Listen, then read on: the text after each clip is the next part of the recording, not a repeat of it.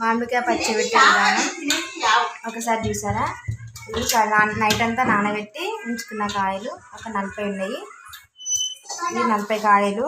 వాటికి సరిపడా ఎల్లిపాయలు, అల్లం ఎల్లిగడ్డ, ఇగో ఏమంటే ధనియాలు, మెంతులు, ఇవి ఆవాలు.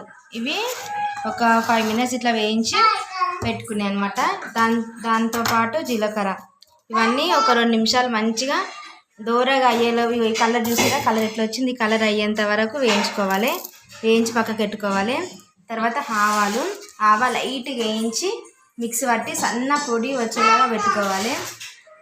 తర్వాత ఎల్లిపాయలు ఇవి గిట ఒలిచి సిద్ధం చేసి పెట్టుకున్నాం. చూసినేమి చేస్తున్నావు అట్లతో చాలా